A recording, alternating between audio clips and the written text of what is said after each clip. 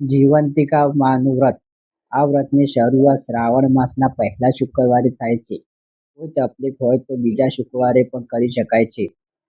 વ્રત કરનાર વહેલા સવારે ઉઠીને સ્નાન કરવું, 5 દીવડાનો દીવો કરવો, ભક્તિપૂર્વક વંદન કરીને ભગવાનને પ્રાર્થના કરવી, પાટલા ઉપર દીવો મૂકીને પત્ર, પુષ્પ, ચોખા, કંકુ વગેરે જીવંતિકા દેવીનું પૂજન કરવું અને કથા વાર્તા કરવી. એ દિવસે પીળા વસ્ત્ર પહેરવા નહીં. એ વખતે લલિત નામનો એક રાજા હતો. એ રાજાને એક રાણી હતી. એમનું નામ લલિતા દેવી. રાજા અને રાણી સર્વ ખાતે સુખ હતા, પરંતુ એક વાતને તે દુઃખી હતા. એમને શેર માટીની ખોટ હતી. એમને એક પણ સંતાન ન હતું અને તેની ચિંતામાં રાણી અડધી થતી જતી હતી. એક દિવસની વાત છે. રાણી ઉદાસ ચિંતે પોતાના ઓરડામાં બેઠી છે. એવામાં રાણીની એક દાસી ત્યાં આગળ આવી ચડ્યા. આ દાસી સુયાણીનું કામ કરતી હતી. આ દાસીએ રાણીને ચિંતામાં બેઠી જોઈને કહ્યું, રાણીબા, તમે શા માટે આટલી બધી ચિંતા કરો છો? તમે જ્ઞાન કરો તો હમણાં જ ઉપાય બતાવું. બોલો, શું ઉપાય છે? દાસીએ ધીમેથી રાણીના કાનમાં કહ્યું, જુઓ રાણીબા, ગામમાં એક બ્રાહ્મણને 5મો મહિનો જાય છે. તમે ગર્ભા છો એવો ઢોલ આજથી શરૂ કરી દો, પછીનું કામ હું સંભાળી લઈશ.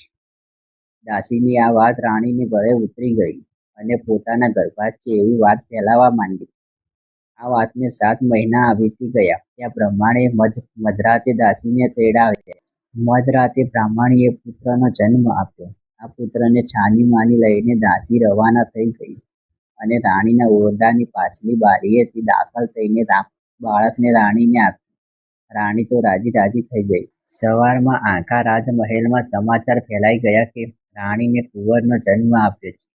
એટલે આનંદ છવાઈ ગયું. આમ રાણીનું વાંચ્યામણું ટળ્યું. પરંતુ પેલી બ્રાહ્મણીએ જીવંતિકા દેવીનું વ્રત કરતી હતી.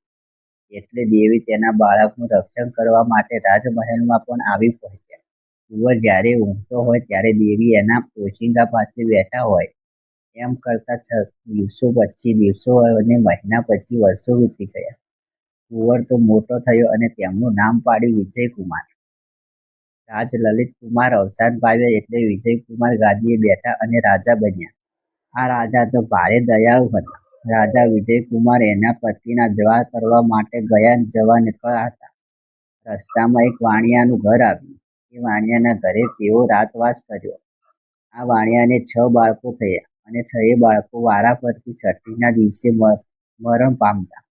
આજે 7મા બાળકની છઠ્ઠી હતી અને વિધાતી લેખ લખવા આવવાના હતા. અને વિજયકુમારનું રક્ષણ કરવા માટે જીવંતિકા દેવી પણ ત્યાં હાજર હતા. મધરાતે થઈ અને વાણિયા ત્યાં વિધાત્રી પધાર્યા. એટલે જીવંતિકા માતાએ આડું ત્રિશૂળ કરીને કહ્યું, દેવી, વિધાતા અહીં ક્યાં આવ્યા? વાણિયાના દીકરાની આજે છઠ્ઠી છે એટલે લેખ લખવા આવ્યો છું. અચ્છા, તો બહેન શું લખશો લેખમાં? એ જ કાલ સવારે તમારા દીકરાનું મરણ પામશે. ના વિધાતી, એવું તમારાથી ન લખાય. હું તમારી મોટી બહેન અહીં હાજર હોઉં અને તમે આવું અમંગલ ન લખી શકો.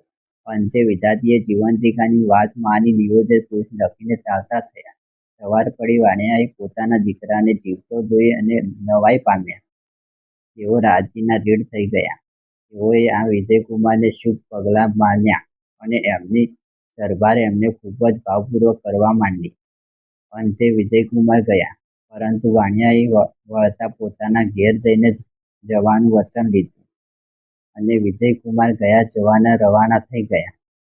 વિજયકુમાર ગયાજી ગયા અને ત્યાં શ્રદ્ધા કર્મ કર્યું. પિંડ આપવા માટે હાથ લાંબો કર્યો, પણ તેના એકને બદલે 2 હાથ દેખાયા. આમ થવાનું કારણ શું? આ થવાનું કારણ તેને પંડિતોને પણ પૂછ્યું, પરંતુ પંડિતો પણ એનો કંઈ જવાબ આપી શક્યા નહીં. આમાંથી બીજો હાથ કોઈ દેવીનો હાથ જેવો દેખાતો હતો. વિજયકુમાર શ્રદ્ધા ક્રિયા પરવાતીને પાછા વળ્યા અને વળતા વચન આપ્યું પ્રમાણે પેલા વાણિયાના ત્યાં રાત રોકાઈ ગયા. ત્યારે વાણિયાએ બીજા દીકરાની છઠ્ઠી હતી. અડધી રાત થઈ અને વિધાત્રા આવ્યા. આ વખતે પણ જીવંતિકા માતાએ એમની દીર્ઘાયુષ લખવાનું કહ્યું. એ વખતે વિજયકુમારની ઊંઘ અડધી થઈ ગઈ અને બંને દેવીઓની વાતો સાંભળવા જાગતા પડી રહ્યા. જીવંતિકા દેવી કહે, હે વિધાતી, આ રાજકુમારની માતા વર્ષોથી મારું શુક્રવારનું વ્રત કરે છે. પીળા વસ્ત્ર અને પીળા અહંકાર પહેરતા નથી. ચોખાનું પાણી પણ ઓળંગતી નથી. એટલે મારે એમનું રક્ષણ કરવું પડે છે. એ જ્યાં જાય ત્યારે મારે જવું પડે. આજે આ વાણિયાને ત્યાં એનો વાસ છે, તો મારો પણ વાસ છે. તો વાણિયાની અભેટ મારે શા માટે થવા દેવી બહેન? હું તારી મોટી બહેન છું. મારે તારી વિનંતી પાળવી પડે.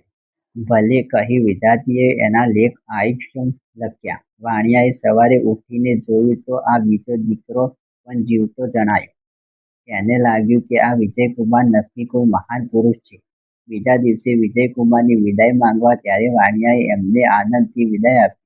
થોડા દિવસમાં વિજયકુમાર રાજમહેલમાં પાછા આવ્યા. આવીને એમને રાણીને પૂછ્યું, બા, તમે કયું વ્રત કરો છો?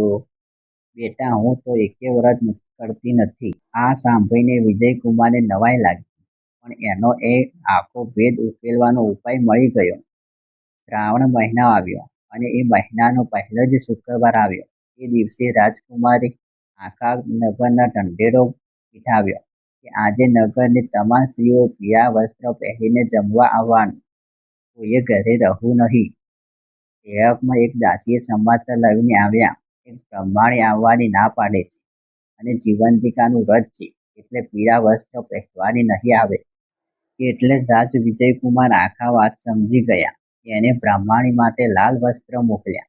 આમ વિજયકુમાર એની માતા ઓળખી ગયા. ત્યાંથી ઓઘરની રાજમહેલમાં રહેવા લાગ્યા. જીવંતિકા માતાનું વ્રત પ્રભાતિત ગોરાણીને પોતાને ખોવાયેલો પુત્ર પાછો મળે અને માતાજીનું એનું રક્ષણ કર્યું.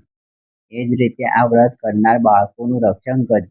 એમને સુખ સંપત્તિ મળજો અને એમના ફળ વિના સૌને ફળજો. જીવંતિકા માની જય. મિત્રો, વિડીયો ગમ્યો હોય તો લાઈક કરો, શેર કરો અને ચેનલ ઉપર નવા હોય તો સબસ્ક્રાઈબ કરવાનું ભૂલશો નહીં. ધન્યવાદ.